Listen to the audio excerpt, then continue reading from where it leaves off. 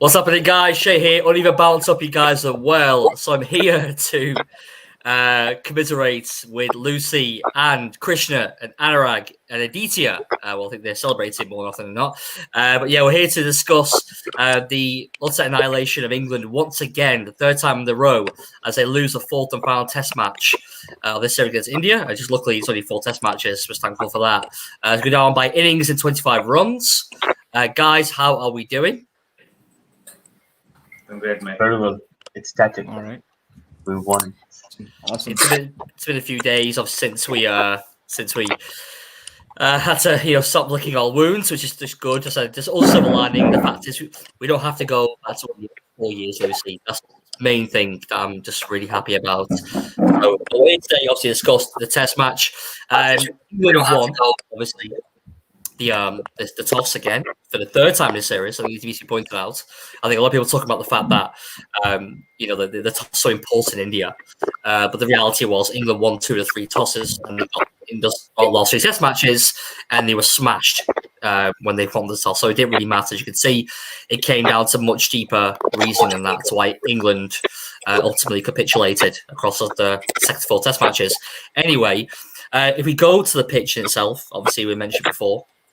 We're discussing the third Test match. For me personally, there's a much better wicket and a very fair wicket, producing a good almost 3 days of Test match cricket.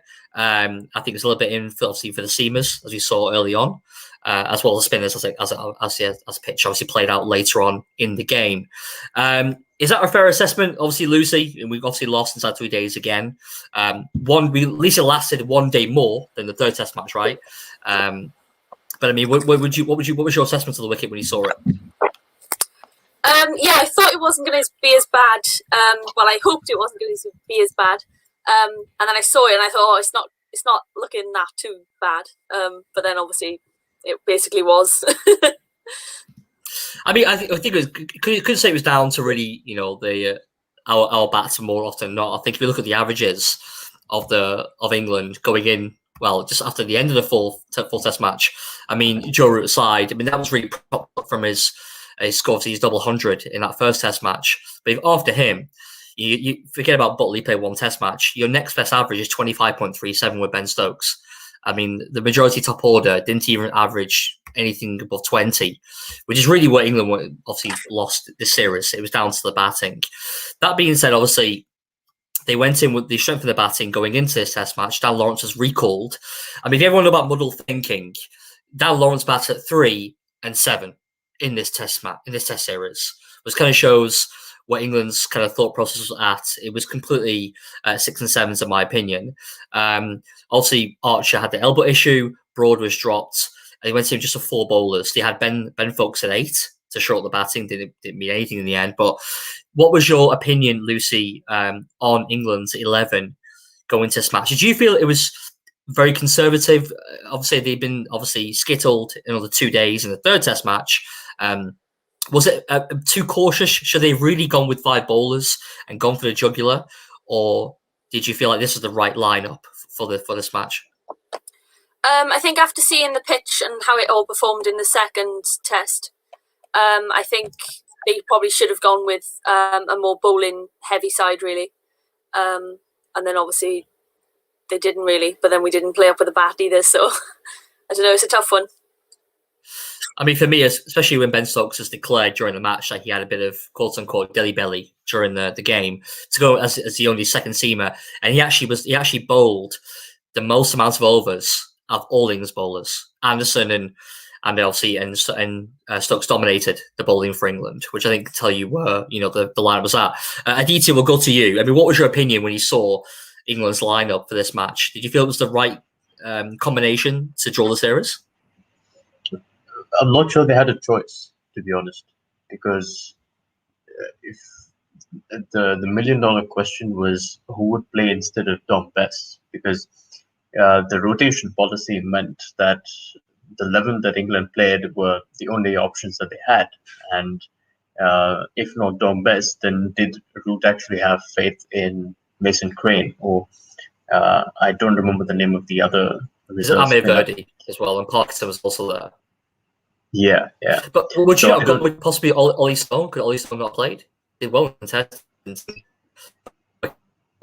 Probably not. I think England really needed another spinner, and they fell short there. Uh, but beyond that, I do think that Joe Root's hands were tied. And this is not to say that I don't sympathize with their rotation policy. I just think it came back to haunt them in this series. Perhaps the larger question to be asked is whether the rotation policy was implemented, given that this is a marquee series with world's number one team, and then you have the World Test Championship on the line. So was it really implemented as well as it could have been? You bring Johnny Bairstow in, and when you play him at 3, you're literally you're really handing him to the vultures, because he does have relatively ordinary record against India, and then on top of that, on ranked turners, you get him to face Akshar Patel and Ashwin. I don't think that's fair to him. I don't think it's fair to the team. So all in all, I think beyond performance, there were issues with just the players that Joe Root had at his disposal, and I don't think that there's anyone to blame as such. I think it's just a series of unfortunate events. I would agree with Aditya there. Oh,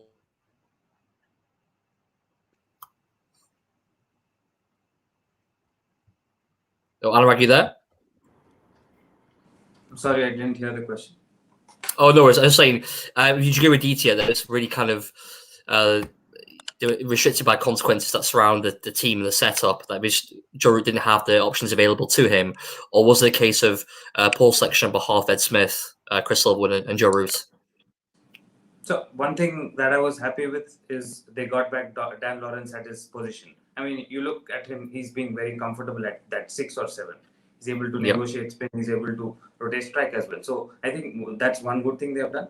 Whereas coming to the bad part, choosing just 4 bowlers to do the job was a very bad thing. And expecting Ben Stokes to take that burden to bowl in a 40-degree Ahmedabad heat is not at all a good option. So also you see the spinners disappointed.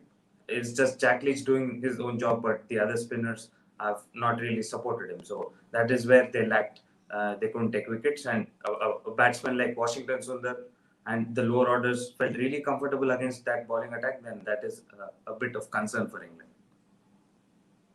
Krishna, what was your thoughts before we move on about England's lineup? What did you feel when you saw the lineup? Did you feel that England going to be hard to break down in this Test match with folks coming in at 8? See, the thing is, England, I feel that given the way they started really well in the series, and you'd expect the same nucleus of that side to carry on through because they had such a good performance. But I think it's somewhere once the pitches actually started turning, they sort of fell a little flat, and they were sort of confused as to what to do. I personally don't think playing the extra batsman was a bad idea. I think because they had been found last game. Because they played the extra bowler, and that too the extra seamer. Now there could have been an argument, made that they could have played the extra spinner, and maybe instead of Dom Bess, you had options in the standbys like Amir Virdi and Matt Parkinson. You could have gone with those options, but I feel like that's just crying over really small things. I think they needed to, if they playing the extra batsman was the right thing, but they just didn't get enough out of the batsman. And that was not an issue of team selection. I think that was just an issue of poor performance. But I mean, England's problem with their batting has not just been something that they've struggled with throughout the series against spin. Even they struggled in Sri Lanka before this against Lasith and Buldenia. So it's not like we were going to expect something majestic from the English batsmen this time around against spin. So that is just more of an internal issue and a systematic issue for England as far as I'm concerned. It's interesting you mentioned Buldenia because he bowled superbly in that test series. What the difference was between Sri Lanka and India, the stark difference is that Buldenia had no support, whereas, for example, like Axar Patel had obviously Ashwin behind him, Washington Sundar. He had Kuldeep Yadav in the one test. He had incredible support, whereas obviously Buldenia was stuck with their own Pereira coming after him, which really let up one end every test when both tests. Okay, so we'll move on from that. Obviously, I think India made the one change. with Mohammad Siraj coming back in for Bumrah. I actually really like Mohammad Siraj. I actually like the fact he fronts up to Ben Stokes, because I felt this series, to me, I don't know what you guys thought. I thought it was, I know it was a frustration, but it felt more external frustration on England's part, on the officials, on the the third umpire, etc. It was quite pally-pally. I know we all appreciate sportsmanship and like the likes of Coley stretching Joe Root's hamstrings, but Test cricket, for me, I want to see a bit of aggression and a bit of spite. I've always enjoyed that, of watching Test cricket in particular. So when I saw Siraj giving it to Ben Stokes, I'm loving that. I'm thinking he's got a lot of fire in him, and that's something for me Bumrah does not have at all. He's a world-class bowler, wonderful performer, but I just feel like when the chips down, if I'm a captain, I'm looking around and thinking, I can give the ball to Siraj, he will bowl his absolute heart out for me. I mean, this guy obviously lost his father, didn't he, during the Australia Test series, and still pitched up and competed very well. So, I mean, what were your thoughts? Do you feel like we're obviously the nucleus of India's batting stocks now? Is there an argument there of Siraj possibly being more valuable to Indian Test team than Jasprit Bumrah? I'll end that question to Aditya first of all.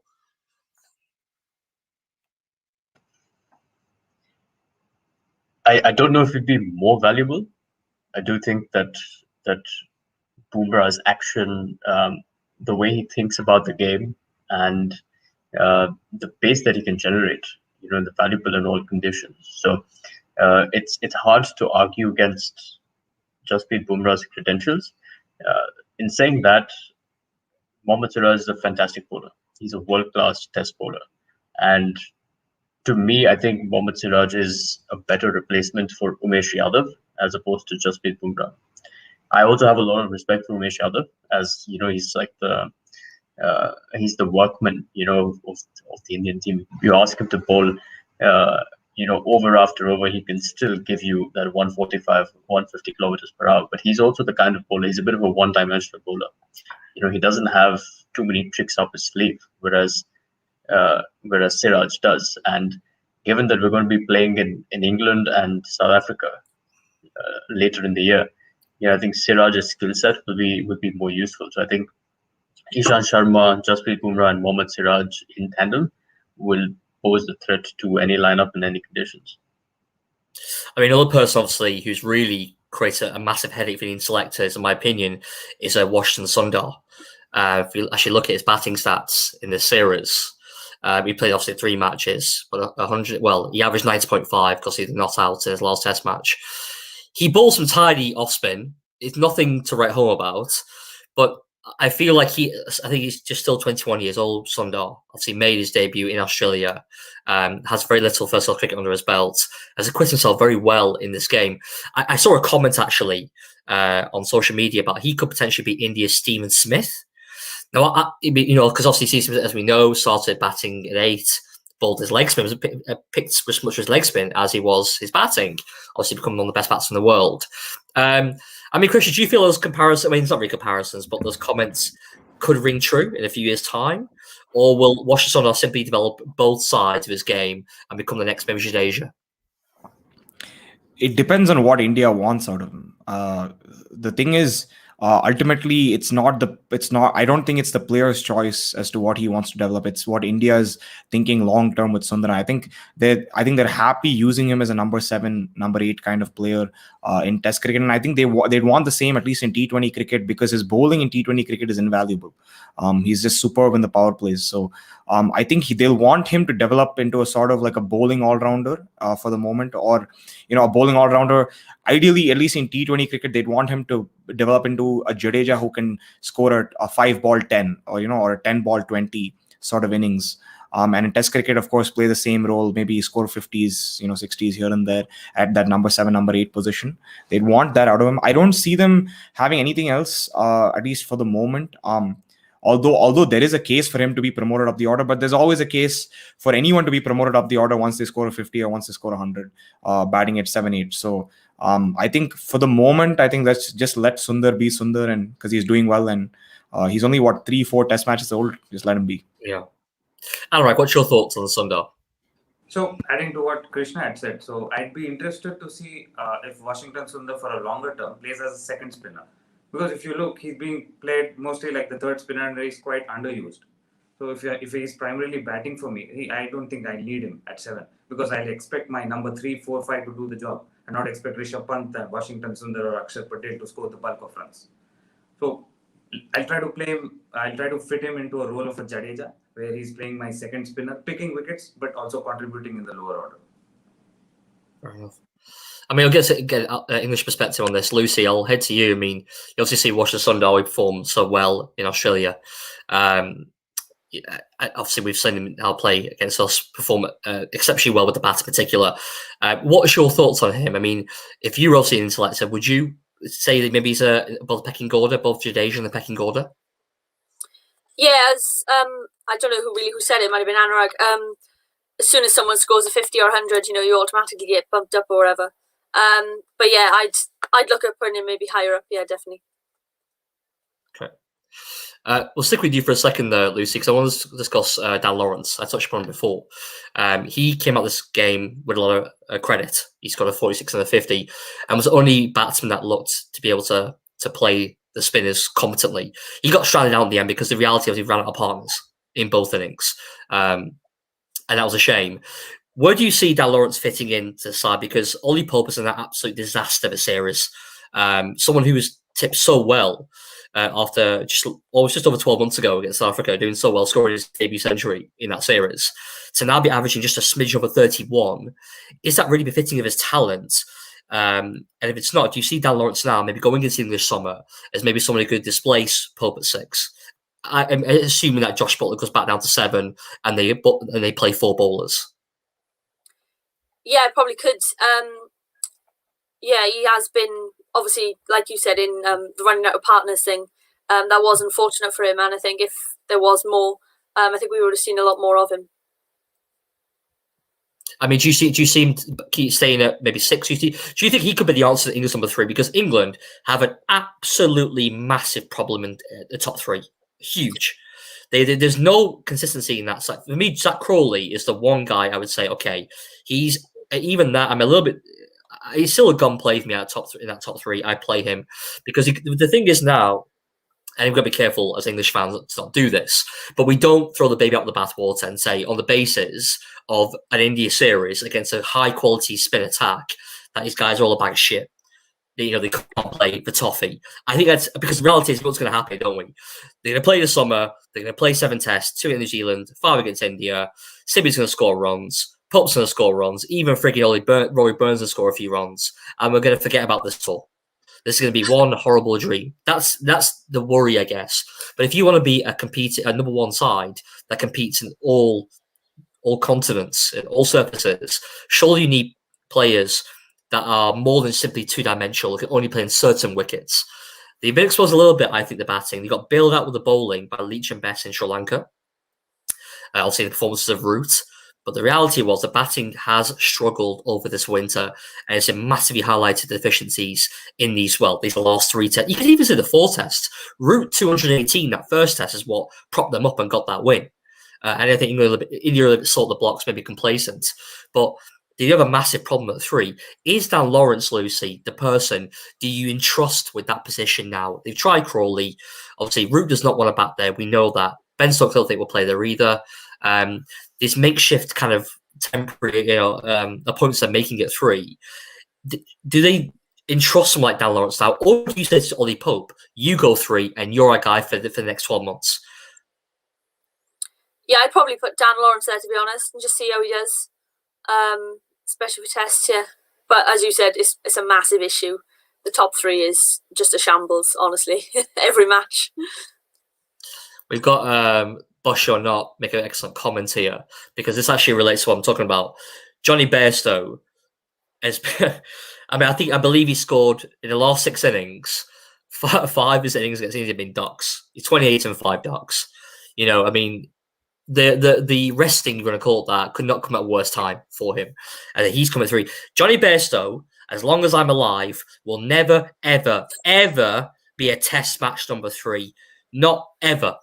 I don't know who would ever think of such idiocy to consider this man a test match number 3. He has gone and said, I'm going to be a top white ball player for England, and we'll get to that in a bit because he is fantastic white ball player, but he's never. I don't know. I reckon. Look at Aditya. I'd be more confident giving him the bat, pulling English shirt, giving him the bat, and shoving him out. He just doesn't feel me confidence. And what really irks me about Johnny Bairstow, it's always woe is me. It's always someone else's fault. He came out with the comments of "you can't force us to miss the IPL." That's kind of where his head was at a little bit. I felt going into the third Test match. I mean, I get a bit emotional at type of things, but I call it out. I mean, actually, I'll start with you, Aditya, because you're obviously the much more measured man compared to me. Is Johnny Bairstow? Do you feel he deserves another run in the England Test side, even at number 3? Look, I think with batting positions, that's a difficult one, particularly in this environment that we're in and with England's rotation policy. But I do think that life has been a bit unfair for Johnny Bairstow, because the selectors obviously seem to have a preference for Jos Buttler. And in making way for Jos Buttler, they've almost sacrificed Johnny Bairstow's talent. I think Johnny Bairstow's averaging 35 in Test cricket. He's a better batsman than that. We all know that he can do better than that. But part of the security of a wicketkeeper batsman is that they know that if they fail in one discipline, they can make it up with another discipline. I think that would be true of virtually all rounders, including wicket-keeping batsmen. But somewhere along the lines, I think Johnny Bairstow has gotten a bit insecure, given the selector's preference for Jos Buttler. But in my view, I would give Johnny Bairstow another shot in the team, because right now, I think it's harder to get out of. But where'd you play it? I'd play Buttler at 3 and play Bairstow at 6. 7. Well, who's got the gloves? Obviously, Bairstow got the gloves. 7. I think Butler's the better keeper, no? I think Butler's the better keeper. But would you bat a number 3? Yeah, I would bat Buttler at 3. Yeah, and keep and retains the gloves. Yeah.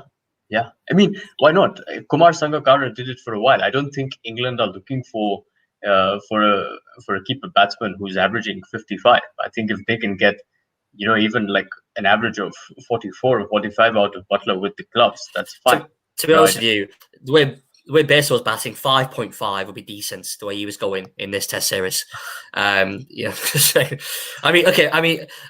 appreciate you saying with Bairstow, and maybe he has slightly harshly done by, because he has played well. I've seen him live numerous times. I remember in 2012 at Lords, and he batted really well. Matt Price trying to save the Test match against South Africa. You remember that, I'm sure. It's a high quality bowling attack. Staying in Morkel, an absolute pomp in 2012, and he cuts himself very well. Yeah, and he is a good player. I'm not saying that. I just feel like maybe the ship has sailed in terms of him wearing a white shirt. That's all I'm saying. And I think he's tailored his game so much towards the red ball games. I think over him now. I think he's tailored his game so much to the white ball that he's lost his technique in the red ball game. That's my opinion. I mean, Anurag, just before we close up Johnny Bairstow, I mean, what's your thoughts on him? Yeah, to argue with what Aditya has said, even Jos Buttler's numbers aren't groundbreaking, because you see, he's probably played 40 plus Test matches, just 1 century. I mean, why would I accommodate him into my red ball team? So probably when the selectors have said that I trust Ben Foakes as my specialist keeper, play him at number 7 and get your specialist batsman into your top 6, rather than relying on Johnny Bairstow or Jos Buttler. Let them play the white ball cricket. You have the rotation policy as well. So yeah, all is well. Krishna, you obviously agree from the nodding. What has Jos Buttler proven himself in Test cricket? They've given him 50 Test matches. He's got 1 century, 50 Test matches. By the way, that's a lot of experience. That's a lot of games. 2 centuries. Okay, sorry, 2 centuries. Oh, 2 centuries. I mean, maybe his job obviously is not to score centuries, but how many games can you think of that he's won or saved? In terms of drawn Test matches, how many series has he helped England win in the recent times? I can't really think of any. Maybe one game comes to mind where he scored that 110. I think was it against Australia or Pakistan? I don't remember who it was. Lost against Pakistan, he scored. Yeah. Yeah, He's played but I well mean this year. that's one. It's like that one inning stays by itself, in a sea of very underwhelming failures. So I don't know. It's sort of it depends on if they whoever it is that keeps. I think England are okay with either Bairstow or Butler as a keeper. They're both pretty good keepers. I think it's just up to them to decide who they want to keep as a wicketkeeper batsman and who they want to play as a batsman. But they have to outline those roles very clearly and make sure they outline those roles clearly as sort of tendered to the skills of the batsman that they're putting at the positions. Because Butler and Bairstow by themselves as batsmen alone are good enough to get into the team, given that your Dan Lawrences, your Sibleys, your Crawley to an extent, your Rory Burns are not really giving you enough. Your Ollie Popes. So it's just a matter of England getting their priorities right and really being very clear about what they want to do. I didn't see any clarity in what England wanted to do after that first Test match. Honestly, it was just scattered all over the place. They got one Test win. They're like, "Yay, we won everything. We won a Test match in India. We're done and dusted. Let's go home." That's what it felt like, to be honest.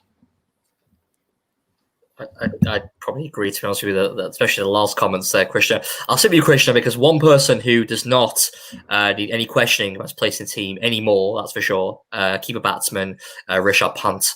Absolutely swashbuckling 100 in this match. He came in 80 for 4. At that point, I don't know what you were doing, Lucy, but I was pretty happy. I was texting friends and mates. We could possibly get them under 250. I thought we'd have a chance. Obviously, him and Sundar came in later on, but he really wrestled the game away from us. He actually averaged 54 across the series. Crucially, though, his strike rate is over 84, by far the most of the top batsman in the series. I think the pace that he was able to, because it wasn't consistently aggressive.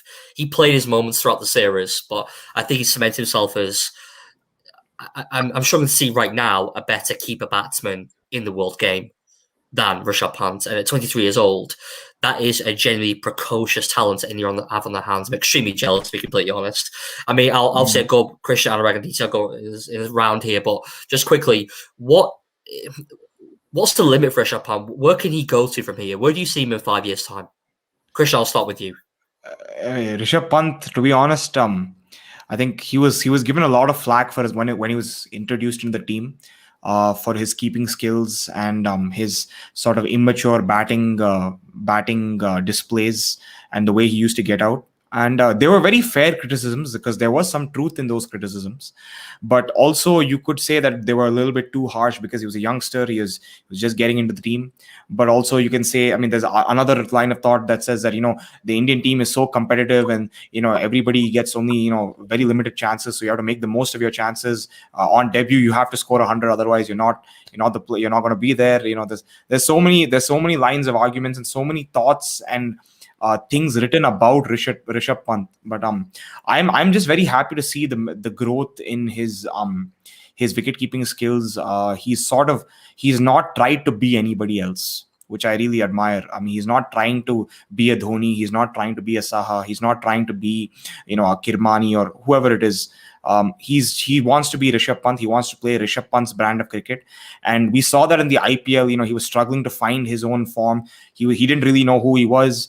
With the limited over setup, he was dropped for those Australian limited over series because India could not define Pant's role clearly, and that was confusing Pant. So it was sort of like a vicious cycle of sorts where India couldn't define Pant's role, that led to Pant being confused. But Pant being confused led to India not being sure about what Pant is going to do. So it was sort of this. He was trapped in this vicious loop, and we didn't know exactly what was happening with him.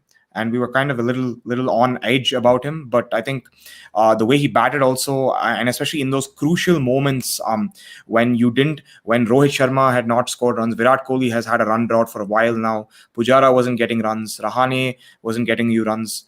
Even Shubman Gill sort of tapered off after that Australian series. So for Rishabh Pant to come in at 6 and score 100 with batting with the tail enders, I think that's just phenomenal. Your question about where do we see him going from here? Honestly, I don't know. I mean, only time will tell, but also he needs to make sure that he doesn't get carried away by the success he's enjoyed in the past 3 months, because it's very easy to do that. And especially knowing Rishabh Pant's progression in cricket so far, in international cricket so far, he can get carried away.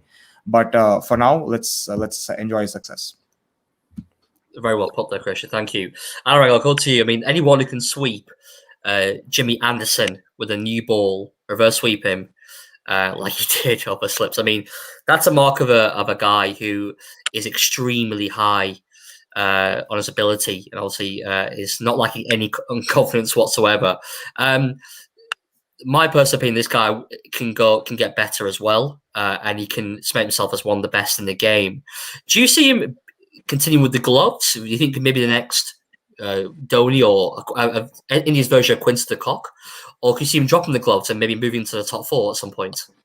So, well, sir, if you see, India have always had this wicketkeeper batsman who've given great contributions on home pitches. But here's this guy who has played great knocks even in away tours as well. He has made a name for himself in the IPL at the age of 21, 22. So we see a wicketkeeper batsman like Pant, who's ready to take on challenges. But the only thing I'm afraid of is wicket keeping, which is going to take a toll on him in the longer run. So if the management can take care of this, I guess we can see him batting up the order probably at number 5 or 6. And we can have a specialist keeper like I've already said in our previous podcast. So I'd prefer him being played as a specialist batsman rather than a keeper. Aditya, would you agree? Maybe bring back Arun Sahar as specialist keeper and push him past. Maybe because I mean Rahane's position. I'm not sure what you guys think. I mean, surely Rahane's position is maybe it's not necessarily under threat, but there must be maybe the odd question mark over Rahane at 5. No, not really, not to me at least, because I think you have to look at an individual's performance and context of the rest of the team. I think Cheteshwar Pujara didn't have a great series either. And even in the Australia series, great as he was, he averaged 33 in that series, 4 test matches. So, but his role was very important for that test series win. The amount of balls he took, I think he faced more amount of balls across the. So that was, I think, to be fair, you have to acknowledge that part. But sorry, carry on. Fair enough, but then if you look at that series win, it was predicated on Ajinkya Rahane's 100 in Melbourne. I think that really got the ball rolling. So. I think Ajinkya Rahane has a bunch of technical issues and mental issues to really address. The fact that he can't rotate strike against spin early on has been an issue for the last decade. That's not news. I think that's something that he needs to address. But we're talking about Rishabh Pant. Fantastic. I'm very happy to see Rishabh Pant grow as a keeper and as a batsman. And I know at the beginning of our shows, at the beginning of the series, I said that I wouldn't pick him in the team, and I'm very happy to have been proven wrong. He's done a fantastic job, and I do hope that he gets a long run. I also hope that in this period of time, he gets fitter as an individual, because if he's going to be the wicketkeeper batsman in all 3 formats as he's earmarked to be, then I do want him to be a much fitter version of himself so that his body can handle that strain. But having said that, I do want him to keep being a wicketkeeper batsman. I wouldn't want him to play in the team as a specialist batsman, because I do think as cricket fans, and I think the cricket community in general tends to get tempted. When we see precocious talent as Rishabh Pant, we feel like let's not burden him with the gloves. But then the question is that how far will that go? Ultimately, Adam Gilchrist, who really set that trend. Of having an incredible, aggressive, hard-hitting, wicket-keeping batsman. Ultimately, he ended up averaging 47 in Test cricket. I think if Pant averages 47 in Test cricket, that's fine. No one would be unhappy with that.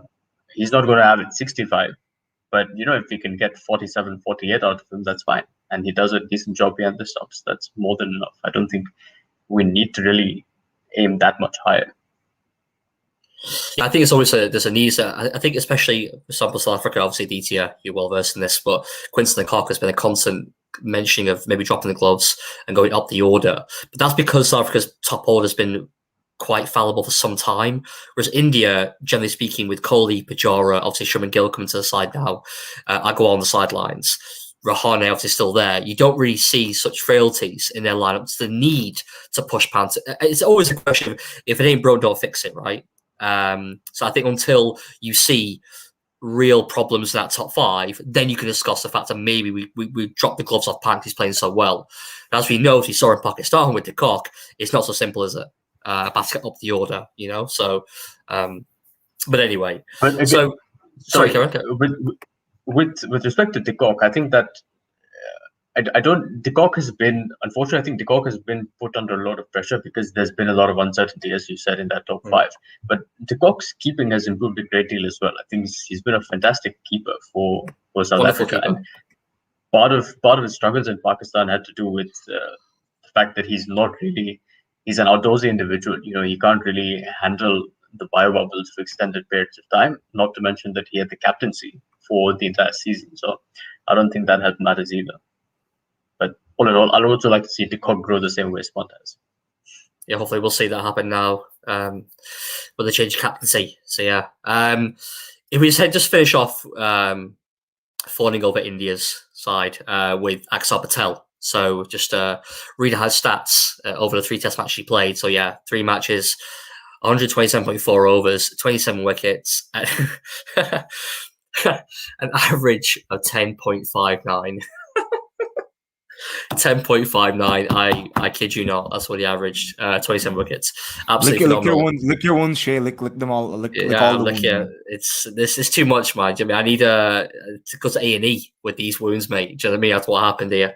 Now, Axar Patel. Okay, you're gonna hate me for this. You're gonna hate this, but I'm telling you now, Lucy, you gotta back me on this because you've been too quiet. Probably, I know what you're looking at there. Probably some Love Island preview or something, right? No, it's right. Axar Patel, I'm telling you now, if he comes over to England, this guy is going to look a completely different bowler. I'm telling you now, Ashwin will far up. If they play Axar Patel, which I'm not even sure they will, if he plays as a second spinner, you are going to see him being far less effective. I think I commented on one of the shows here. I've an issue with bowlers who just put the ball there as opposed to really spinning the ball. Axar Patel from 6'4", those pitches are absolutely tailor-made for him. I don't believe he will go down as a spin bowler for all surfaces. I think he will get his record will peter out fairly mediocre away from home, unlike Ashwin. I'm chucking it out there. It would be a doozy, so I'm saying it. Axar Patel might have done all this fancy stuff in the last 3 test matches, but I think he actually will suffer when he goes overseas, outside the subcontinent. Lucy, what do you think? Just tell me you agree. That's what I'm after, really. Yeah, I agree. But then again, you could say that about. I'm joking. If you don't agree, it's fine. I just want to say. No, just saying. It applies to more than just him, doesn't it? It applies to probably look at all the England team, for example. So it's true, isn't it? Yeah, it's a whole course scenario. I just feel like Axar Patel now, coming to the scene, was he 28? I think this year. He's a good age now to develop his game. I just something with Axar Patel. I don't see him being anywhere near as effective as Ashwin over the next few years. I'm not even sure he will play even overseas. I still feel like Jadeja. I know what happened here, but I still feel Jadeja is the second man behind Ashwin in the test side. I think Jadeja is so good, and I just think I think you won't see Axar there. So yeah. Anyway, Lucy, we got a comment from Abai. How you doing, mate? It must be quite early for you, California. Also, I'll direct it to you, dear Lucy. Actually, apologies, Abai. I think you commented on my Instagram post recently about this, saying there needs to be more turn services in the county cricket in order to also deal with this matter of being basically about as effective as a donut on turning wickets. That's about how good we are. Anyway, so do you feel at 10:40 it's not too bad? I hope you had a smoothie already, Abai, your lemon smoothie, because it's 10:40 now. So Lucy, what do you think about Abai's comment? Thank you for this. It's a very genuine comment here, Abai. Do you feel we need to produce more turning surfaces? Obviously, Taunton is renowned as being a bit of a ragger. Or do we need to maybe break up the compartmentalization of the cricket in blocks as we do now? What would your answer be so we're more equipped to deal with these type of wickets in 4 years' time? It's a tough one, but yeah, I'd probably say if we did, obviously we'd improve elsewhere. So yeah. But what would you say? Would you think we need to really play cricket, camp cricket in warm weather, so like July, August, when the pitches are drier, because right now it's just basically reserved for white ball cricket. Obviously, the 100 coming now, the Blast. It's we're seeing kind of cricket being played starting in April, where it's just juicy for the seamers. Do we even care? Do we even care about this as English cricket fans? Do we just say, you know what, we are just a good cricket team on everywhere apart from India? Because the reality is, India have not been beaten at home for 9 years since we did them. They've only lost 2 Test matches. Correct me if I'm wrong, guys. One against Australia, one against England.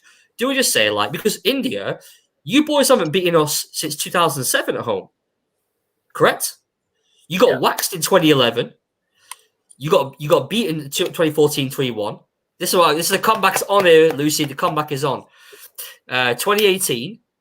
Listen, the 2018 series, I don't care what the scoreline says, that was way closer than that scoreline. India were extremely competitive in that series 3 years ago. Fact. They were an excellent side. And I think they're going to push England all the way. It's not going to be a ransacking at all. But do we say, Lucy, that as English fans, we just say, you know what? We just resign to losing in India every 4 years. But everywhere else, we can compete. Because there's always this conversation about brought up. There's always question mark, isn't it? Oh, it's county cricket's fault. We need to do more in county cricket. But they're never going to change the structure now because the money is in white ball cricket. So you're not going to see 6-7 Test county championship matches, unfortunately, in a row in that golden period when the summer holidays are here, when the kids are out of school. You can get the crowds in. If apart from the Oval Lords, I mean, major grounds, etc., the smaller grounds suffer. So that's why you have white ball cricket, especially day-night cricket, 2020, site 6, because schools are out. There's no issue. You've got more people. It's warmer. It's it's a much more enjoying time. It's more you're more likely to fill out a T20 game than a county championship match. Let's be honest. Who's going to pitch up, to Leicester on day 3 against Gloucestershire? Do you know what I mean, Lucy? So, I mean, I'm sure Anurag, Aditya, Krishna, obviously you guys know about county cricket a little bit as well. I mean, what do you think? Do you think that this will all be forgotten about in a few months' time? If we beat you at home, I'm telling you, no one's going to care about this Test series. Not from an English perspective. I will care. But the most people will just forget about it, right? Because it seems to be this perennial conversation. We get waxed in India, and then it's right. We've got to sort out county cricket. And then we win a Test series, and then we forget about it. Do you know what I mean? It's like Groundhog Day, that movie with Bill Murray. It feels that way. Even though I agree with that, but things should be done. Nothing's going to change. That's my worry. What more can England do? They send these guys like Mason Crane. Dominic Bess went out to India on a spin camp. Regarding Hereford is one of his mentors. The guy can't land it 2 balls out of 6. That's because he's just an average spinner who's learning his trade at 23 years old. That being said, don't forget, Kuldeep Yadav ripped us apart like a flipping predator 4 years ago when he was 22 years old. Let's not forget that. I think with the age thing has escaped us a little bit, Dominic Bess. He's not 16 years old. He is 23, going on 24. Anyway, that's my rant over for county cricket. The guys, do you guys want to pitch in a little bit? What do England do to kind of fix their problems against spin? Open up to the floor. I think it's in England cricket's best interest to play more in Bangladesh and Sri Lanka. Simply put, because surfaces are abrasive in Bangladesh and Sri Lanka as well. And look, India is tough to beat. We've got a high quality team. So, irrespective of how well prepared England are, India is always going to be a tough challenge. But, you just think about it in terms of human nature. If you're playing in certain conditions once every 4 years in red ball cricket, you aren't likely to do very well. You do need repetition, you need practice. And to me, the best way that I know Michael Atherton was talking about having more England Lions tours to the subcontinent. But I think the England team, a full strength England team, needs to play in Bangladesh, because Bangladesh now can no longer be called a minnow. They're very competitive at home. The likelihood of Bangladesh defeating England at home it's a 60-40 equation in my mind. So I think it is in England cricket's best interest to ensure that a marquee series such as India and England is competitive, but for that they do need to play more in Bangladesh and Sri Lanka. I mean, obviously, remember we did play Sri Lanka 2 years ago and played him on the way to England. We played him just weeks before, didn't we? Played 2 tests. It set us up for nothing. I mean, our 2 key players, Bairstow and Butler, they went home. That's another thing altogether. I mean, Anurag, what would you say? I've got some comments for you guys in a bit, so I'll just finish up Anurag. What would you say? How do England fix their spin deficiencies? Yeah, so to answer Abhay's question, so if England is looking for an instant solution, that wouldn't be the case. But if they're looking to gradually improve, well, probably that's the best solution. So if you remember the tours back in 2011 and 14, where India lost 4-0 and 8-0. 3-1, wasn't it? 14 series. Yeah. So after that, we realized that our batsmen are incapable of handling good seam bowling, even in the lower levels, like the Ranji Trophy. That is when we started preparing wickets which were equally helpful for the bowlers as well. So that is when we started manufacturing a pace battery, good pace bowlers as well. We've had batsmen who are capable of handling seam bowling as well. So if you see, that is how we've become a better competitive team overseas, and that will help England as well if they follow it. I think it's good points there, Anurag. I've got a comment here from Abai. Krishna, we'll go to you. Or do you want to comment on that? Do you want to elaborate? I just want to add one small thing here. Yeah. I think what Aditya and Anurag are saying is perfectly. I mean, there's some truth to that, and I think that could be a useful solution for England's batsmen. To add to that, I feel, why isn't somebody like Kevin Peterson there with the English side? Working as an overseas batting consultant. No, I'm serious. I mean, of course. But you know why. We know why. I know why, but I'm just saying, like, you need somebody who has experience playing, or maybe even why isn't Jonathan Trott doing a better job at or why isn't somebody like Alistair Cook there, right? Who's enjoyed why isn't somebody who's enjoyed a lot of success in Indian batting conditions, who's succeeded there from that 2012 side? Why isn't anybody there mentoring these batsmen on how to play? That's really what it is, what it comes down to. Because when I saw the England's batsmen play, I saw Ollie Pope, I saw Dan Lawrence, I saw Sibley, Crawley, all these guys, and they looked absolutely clueless. They had no plan in mind.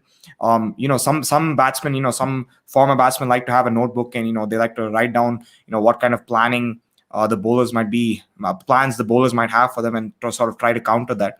Why aren't the batsmen? It doesn't look like these batsmen have notebooks on how to play Ashwin and Akshar Patel. Clearly, it doesn't look like it, because they're losing their wicket like this. There was no resistance shown by any of these batsmen in the last 3 test matches. Like, it just didn't seem. And even if you come to 2016 also, I thought the 2016 English side was one of the worst test sides that have featured on the Indian subcontinent in a really long time, in a very, very long time.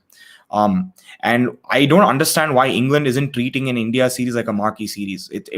Even you can say all you want in press conferences. You can say, we're here, we're determined to win and all that, but the proof is in the pudding. If you're gonna rotate, if you're gonna drop Anderson after a game, if you're gonna send Moeen Ali back home, this, that, you don't know who is your first spinner, second spinner. You have 3 spinners, who have played a combined total of 1 test match sitting in your standby options.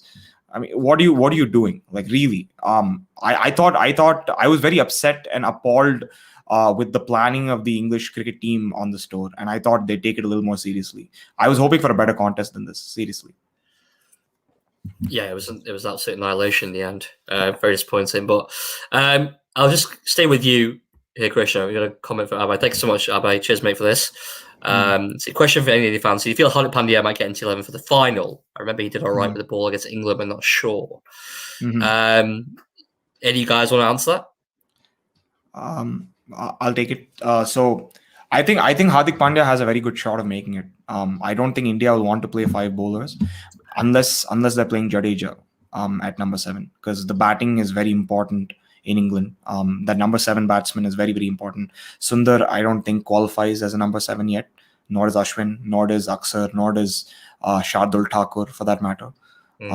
So Hardik Pandya, assuming Jadeja is not fit for that World Test Championship final or even the English tour. So yeah, that's my. Has it been confirmed now for the GS Bowl? Is that official? Have I seen confirmed that? Or is it definitely GS Bowl? Okay, so we'll offer some spin there as well, down there.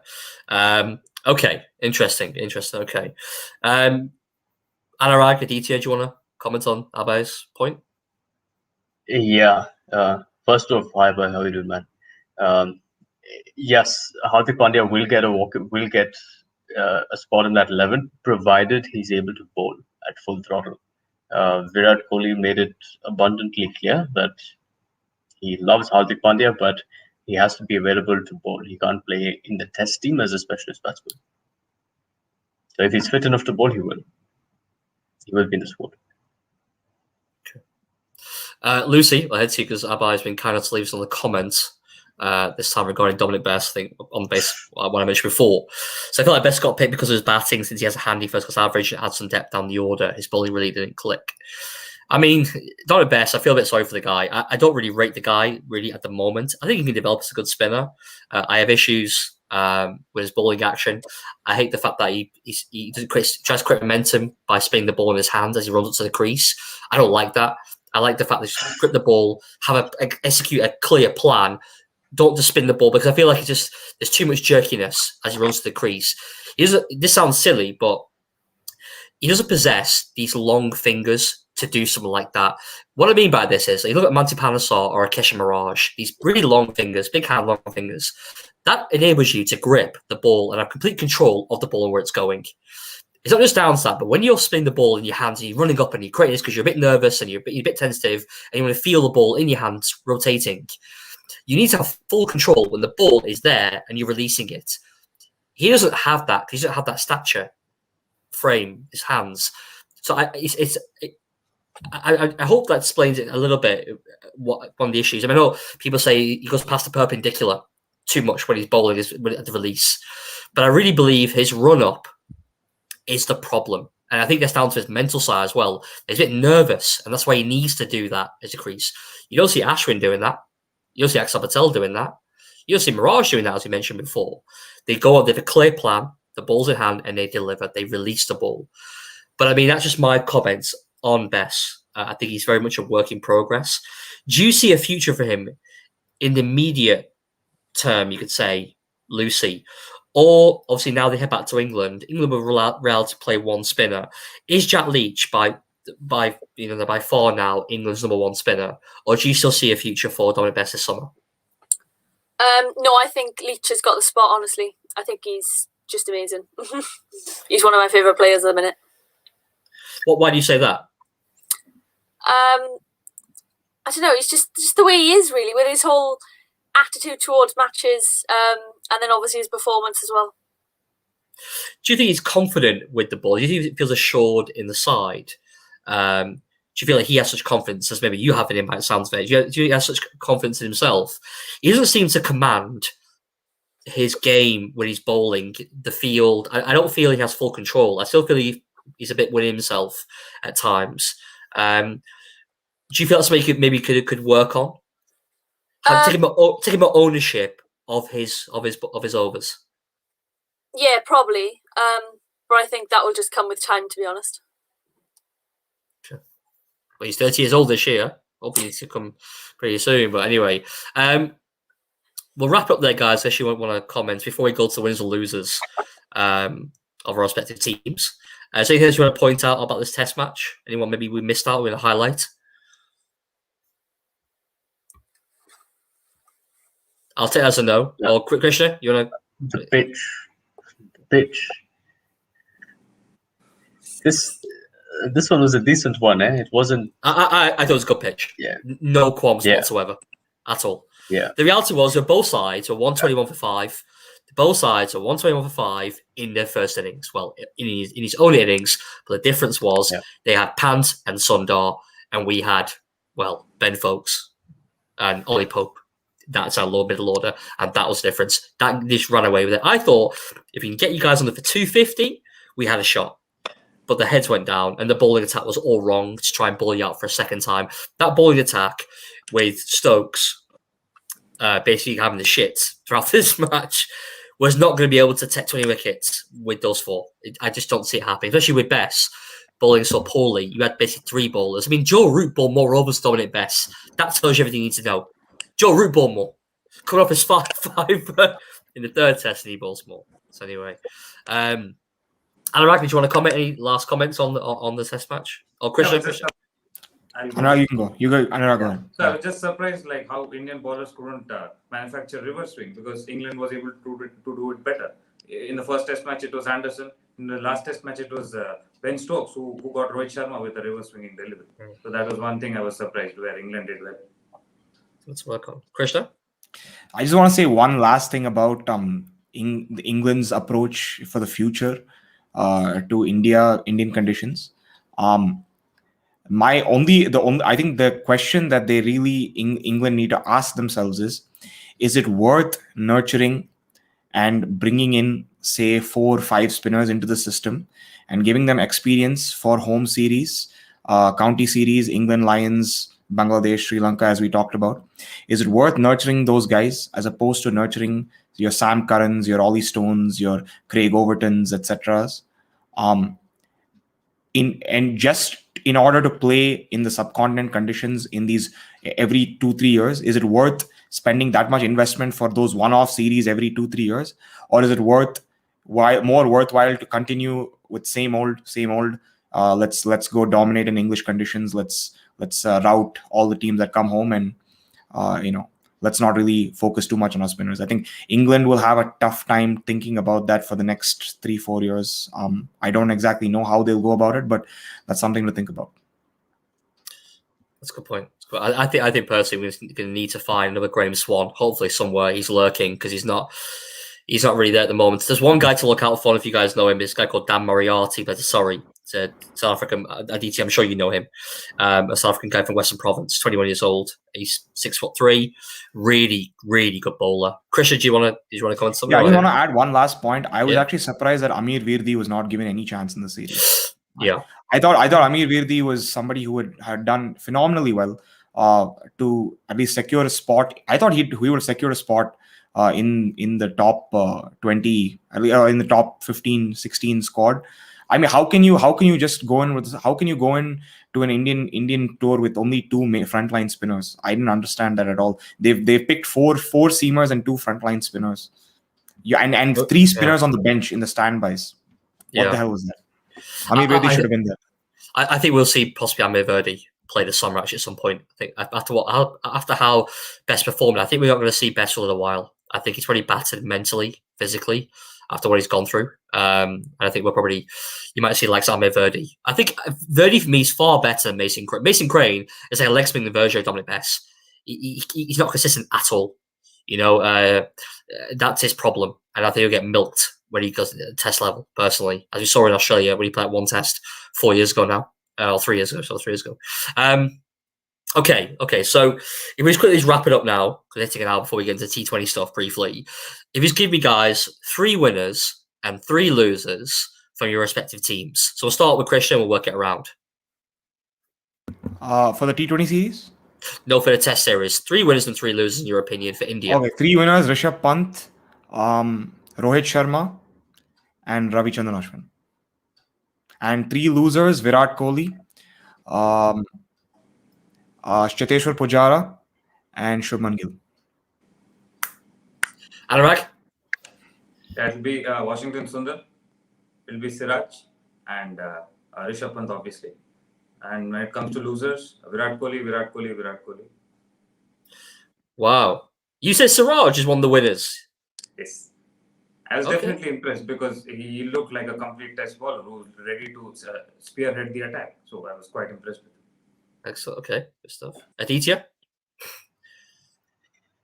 Winners: Rohit Sharma, Rishabh Pant, and Akshar Patel. And losers, I'd say Cheteshwar Pujara, Virat Kohli, and Ajinkya Rahane. You were backing Rahane before. I do, but in this series, I think he didn't perform as well as he should have. But overall, I would not drop Rahane. Yeah. Fair enough. I'm already jealous of you there.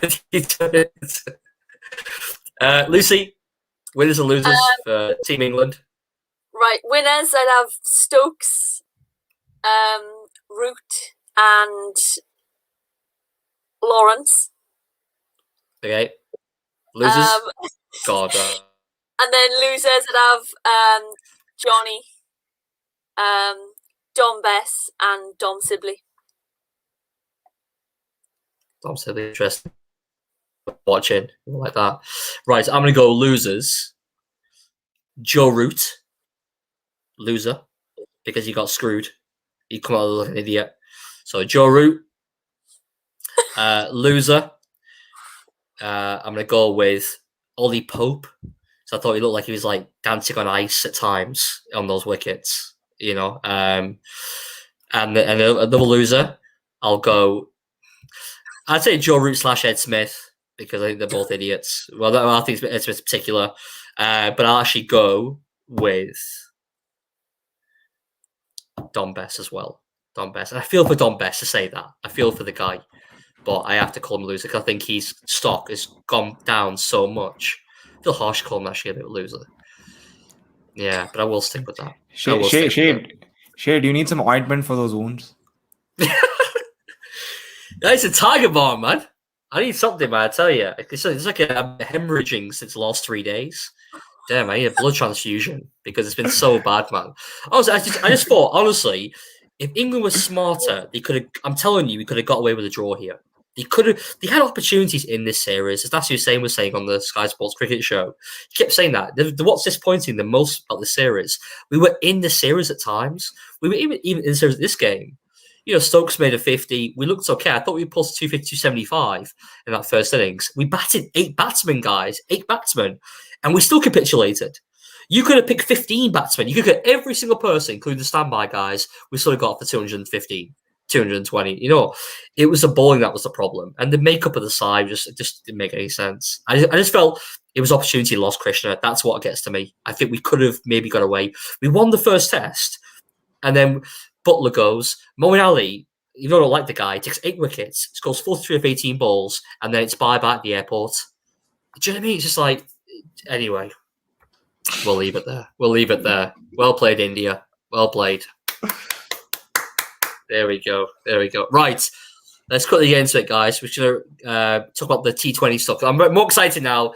Okay, now I'm back up now. Right. Because Owen Morgan, in charge. Thank goodness. He gets what he wants. He gets his team that he wants.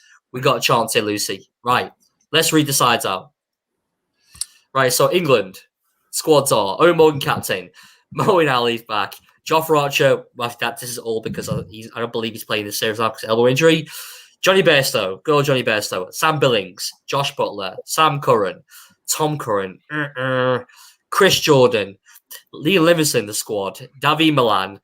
Adil Rashid, Jason Roy, Ben Stokes, Reece Topley, my man, sorry boy, Reece Topley, and Mark Wood. The India squad.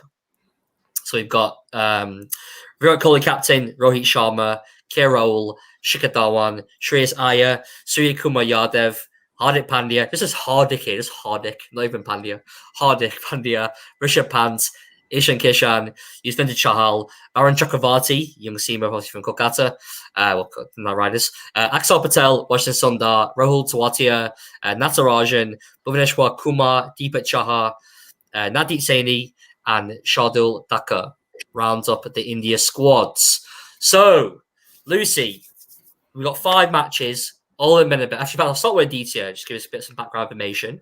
Obviously, all in Ahmedabad, the 5 matches. What can we expect here, Aditya, for this series? Some nice flat pitches and 200 plus on each side. I do think that they're going to be very good wickets for batting. The question, particularly for India, is we know that England's approach is always going to be slam bang. 120 balls, doesn't matter, even if it's a wide, we're going to try to hit for 6. But the question for India is that what's that brand of batting really going to be? Because we do have, I think our brand of cricket is more adaptable. We tend to be sort of conservative up front and then we tend to launch towards the end. But I think there have to be a change here, particularly against England and certainly if we want to win the tournament, because I think there's a growing sense of discontent, with India qualifying to semi-finals, but then not really crossing the line and winning the trophy. So I do think that there'd be some tweaks there, and we'd have to see if the management goes with K. Rahul or Shikhar Dhawan, or how they manage to accommodate Surya Kumar Yadav, who's done brilliantly well in the IPL and in domestic cricket as well. So yeah, but I do expect high scoring games for sure. Anurag, are you happy with the squad that India have announced? Definitely. So I think they've taken a new approach here, just like the England's way of slam bang T20 cricket. So with the introduction of Ishan Kishan and Surya Kumar Yadav, selectors are telling that even in the middle order, there is not going to be any kind of conservative approach.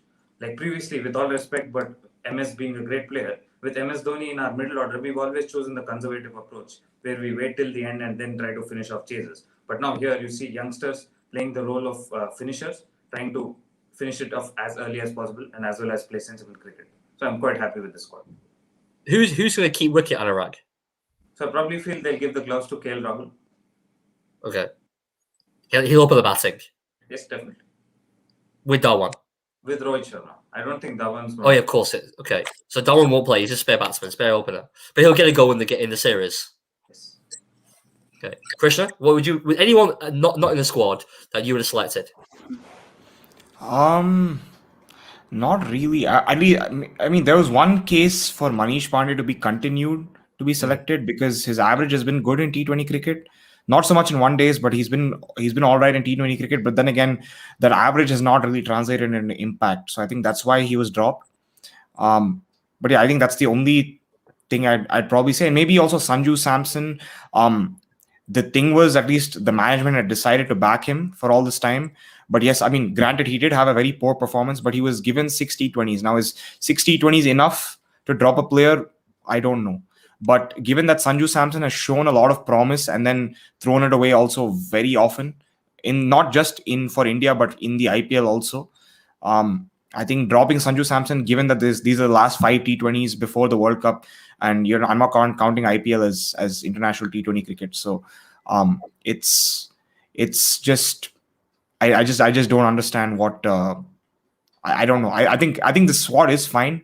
At least I've gotten some information that Manish Pandey is injured and Samson has failed his fitness test. So I guess that's all the more reason to drop those two. Yeah. Were you surprised by Tawati being included in the squad? Not really. Tewati had a good IPL. And in the absence of that Jadeja, one game, that crazy game. What was it? I can't remember who it was against now. Punjab. It was the Kings, formerly Kings 11 Punjab, now the Punjab Kings. But yeah. What a change! Wow. Oh my God. What a change. So crazy there. They needed you, Krishna. They needed you to jazz it up, man. You done far better with that name. I remember I saw a comment. Someone called them Kings 10 because you're playing Karen Nair. So they played Karen Nair so long. Someone said, should we play called Kings 10? No, and also they were playing Sheldon Cottrell, so you can call it Kings 9. But but no, I think whatever. Coming back to India, I think Tewati had a good IPL even besides that one game. He was pretty clinical. It's just that Rajasthan around Tewatia were not able to win games. So I think Tewatia was good, and I think his selection is good given that Jadeja is not there, and given that they're not really sure whether they want to. I mean, they may want to cover for Sundar, since they might not be confident in his batting in T20 cricket just yet. So, fair enough. How about you, Lucy? You think we're equipped enough to win? I think this series actually is a very important one in the context of World Cup being played there in a few months' time. England will lay down a marker. Are you happy with the squad? Of Tom Crunn's there, Liam Livingston's there? Yeah, I am. Yeah, I was looking at it just now, and yeah, it looks tidier. What would your top 3 be? Dawid Malan. That's 3, yeah. Opening the batting. Yeah, with. Oh, I don't know. You got Roy and Bairstow, isn't it? Roy and Bairstow were there. Yeah, I put Roy in with Dawid Malan to open. And then Josh Butler. I'd put Josh Butler in 3, yeah. So Malan would go at 4? Yeah. You got Malan 4, okay, yeah. I think whichever way they go, England, the top 3 is destructive, whichever way they go. I mean, Malan's obviously plays more of a Miller type player. David Miller plays way into the innings, whereas those guys can go from ball 1. Roy, Bairstow, Butler, they can, even Livingston can go. He can go hard, from ball 1. But I think it's interesting. The bowling attack, I mean, obviously they picked Rees Topley, I think.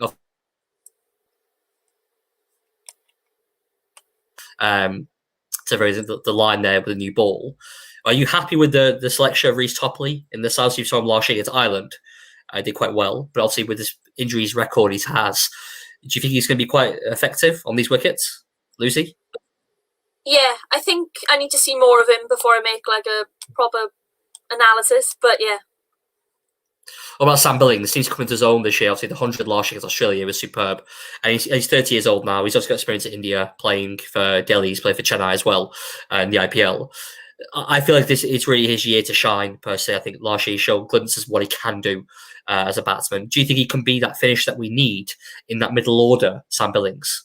Yeah, definitely. I think he can come in and put them on the board, to be honest, yeah. Yeah, I'm a big fan of Sam Billings, actually. If you're really big fan. Yeah. What you got? What's your views, really, guys, of the England team? Obviously, current white ball, 50 over champions. But Owen Morgan will be so hungry to win the T20 World Cup and be, I think, one of the few captains have ever held both. I think the first captain, I imagine, to have held both World Cups at the same time, T20 and 50 over. Do you think India go in as favourites with it being in India, or do you think England with a strong white ball side? It's a well-oiled machine, isn't it? Do you feel like you can maybe have the edge going into this 5-match series? I'll start with you, Aditya. I think from a batting point of view, both teams have quality. I think the England pace attack is over reliant on Jofra Archer. You take Jofra Archer out of that bowling lineup, and it's not as strong a team as it would be with him. So that to me is a concern. And seeing that he's had an elbow injury, it'll be interesting to see if he can still maintain that pace. But I think just because of that, I do think India is a stronger team. Interesting. Okay, Anurag, do you agree with Aditya? Yeah, well, I could say the batting goes equally for both the sides, but when compared to the bowling, I think India has a better attack suitable to the conditions. So if England has Jofra Archer, you have the equivalent of Bhuvneshwar Kumar, you have Navdeep Saini and Thakur as well. So it is a better mix of bowlers in the Indian conditions. So I guess India is a stronger side. Do we expect the wickets to turn early on? Or is this going to be much flatter and not be so conducive to time? I mean, the reason I'm asking is I think like India, it's like England could do with maybe a third spinning option in those middle overs. They generally go, obviously, we've seen occasionally you'll see Rashid in the power play, if not he'll bowl 7th over, and you'll see Mo in the middle overs. But let's say Moeen gets tanked, which could happen. There's no real spin options for England to draw upon, whereas India had that there's other options there in their lineup. Do you feel like maybe that is what England are lacking? As you said before, we're reliant on Archer, but that's not that important, is it, really, on these wickets? I think the spin's going to be more threatening, you'd imagine. Yeah. You guys want to take it? Krishna, you can go ahead. Yeah. I think at least it's very tough to say. I think I genuinely think at least Aditya and Anurag have said it's India. It's advantage India. I think it's a lot more balanced than that, because I think a lot of the players in the Indian team are coming back into the team after a long time. Firstly, Rohit Sharma has not played any limited overs cricket since the IPL.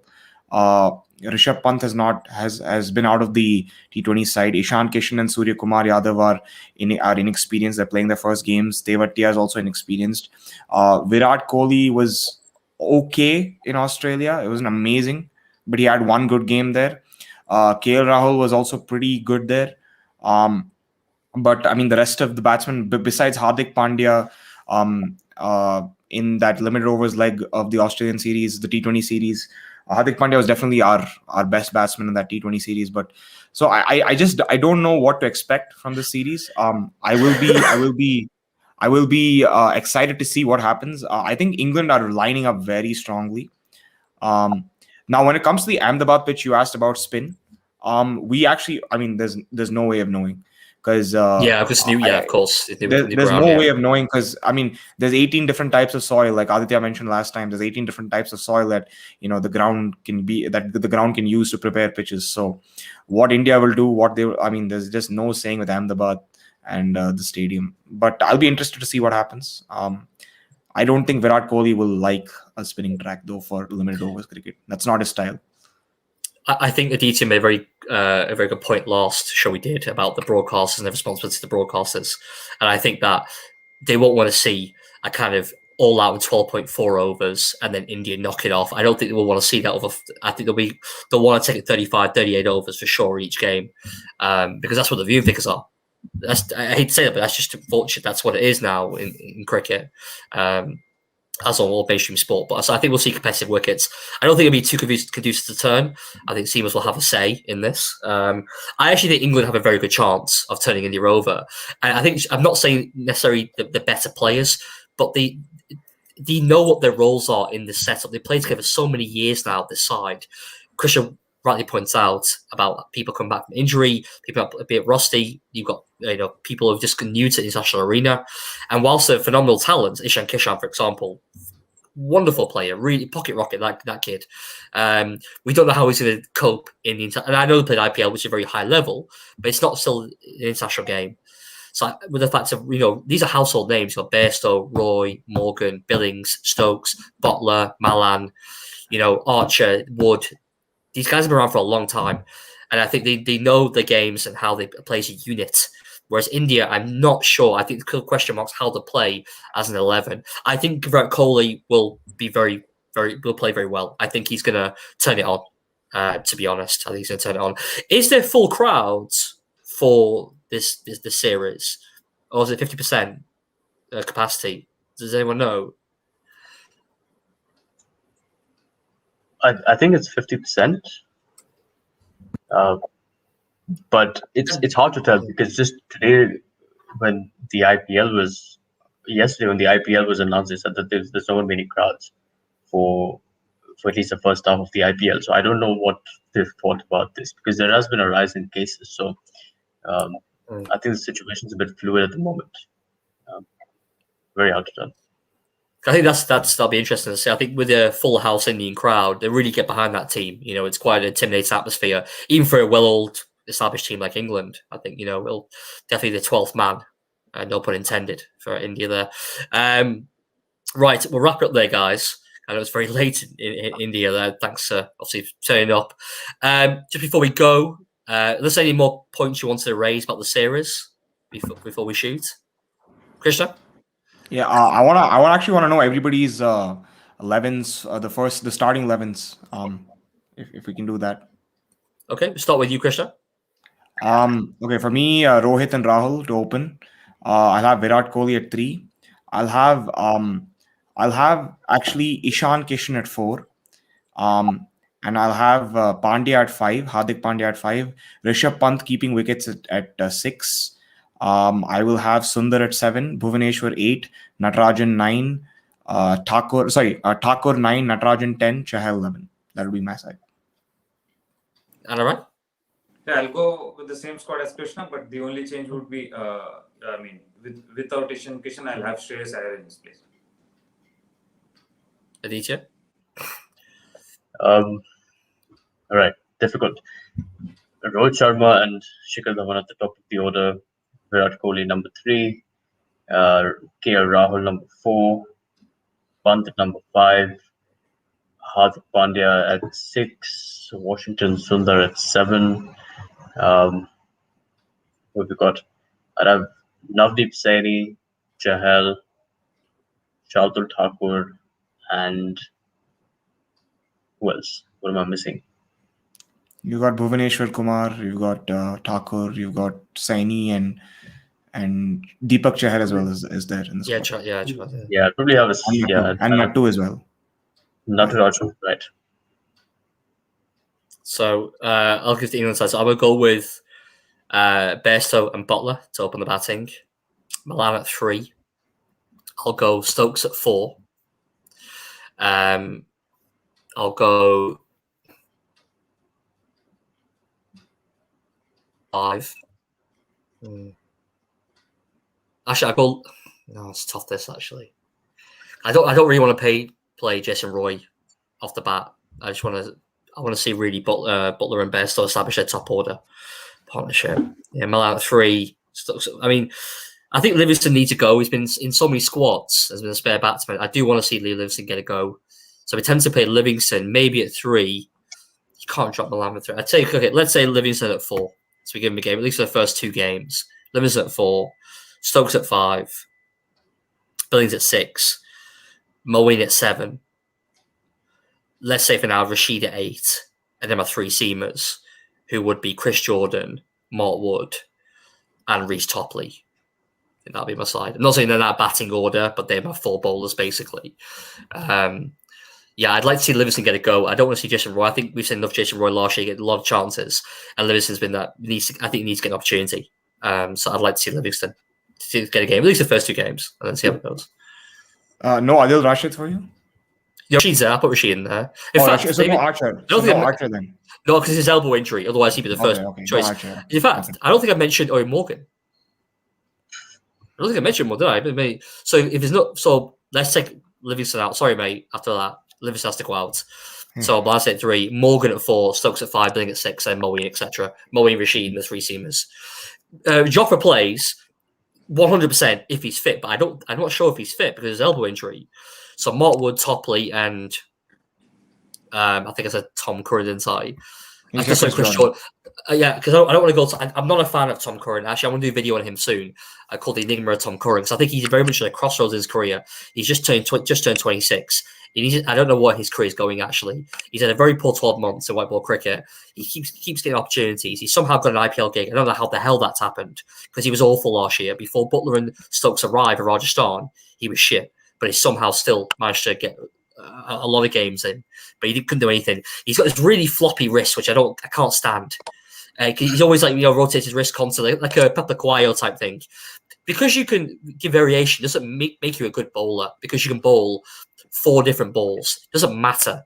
Because people eventually catch you out. And he's in that 80 to 82 mile. He's not a fast bowler. He's not a medium pace bowler. He has problems with his lens. I really think there's a lot of problems with him, with Tom Curran. And I think David Willey can stop being a bit hard done by, to be completely honest. So I don't want Tom Curran. Chris Jordan for me is a far more skilled bowler, a very good death bowler as well. So yeah, I like Jordan. So yeah, and I think just predictions quickly. I'll start. I think England win 3-2. Krishna? I'm not gonna say anything. I can't. Oh yeah, you don't do predictions. I forgot. Yeah, you don't do predictions. Fair enough. I can't say anything. India 4-1. Aditya. Well, I'll go with Anurag 4-1. Just Glenn McGrawmy, mate, and just say 5-0. It's fine. I'll get it. Do you know what I mean? All right. Let's say. I think 5-0 would be too much. I'm gonna say 3-2. To India. I think 3-2 England, but I think it's a very close series. I think it's really competitive. They're really good. So yeah, obviously. Anyway, Lucy, we lost. I think we've gone for quite some time. So yeah, she'll shoot off, but that's fine. Regards to Lucy, you can catch her at Change the Overs on Twitter. She also writes for Cricket Fantasy Magazine, a South African publication, and you can catch her most Thursdays, unless Love Island's on. You'll catch her most Thursdays. A show called Offside Maidens, which is the women's cricket show. Cricket Fanatics Magazine, it's fantastic, hosted by Tara Lee, very good. Loyal guests on there as well. So yeah, catch her there. Krishna, the rap maestro, where can we find you? So you can find me at my handle right there. Yeah, right there. Krishna _Kalki on Instagram, and you can find me at Krishna Kalki on YouTube and on Facebook at Krishna the Kalk. And shout out to my man Adi Suta in the comments. Yes, yeah, Adi, that's my guy. Go, Anurag. Yeah, hi guys. So you can find me on Facebook as Anurag Reddy and on Twitter as the obvious Mad Lad. Cheers. Thank you, Anurag. And Aditya? Aditya Mehta on Twitter and Instagram, right there, and Aditya Mehta on Facebook. Thank you very much.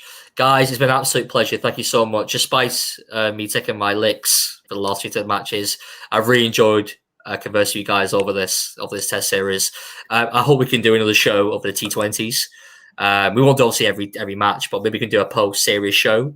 After the 5 games, that'd be really good. So thanks so much. Obviously, thank you as well to Lucy who's come on. Joe has been on the channel as well. Emily came on, and Beach came on as well. And obviously, how can I forget Bush or not? Who came over a couple of shows. So thank you much for Simon Banerjee for appearing as well. That's it for me, guys. Yeah, if you like the content, please do subscribe to my channel, Leave and Bounce. I've been a bit quiet recently, but I've got some content on the way. I've got some videos I've about to upload soon. I've got a video on Kyle Jameson and his kind of is he the missing puzzle in cricket. I've done also a video on David Miller, just kind of looking into his performances for South Africa the last 10 years, and is he really the player that we think he is? Just need to edit that one, and I will get that out. So yeah, hope to see you all again soon. Thanks so much. Yes, thank you. Bye.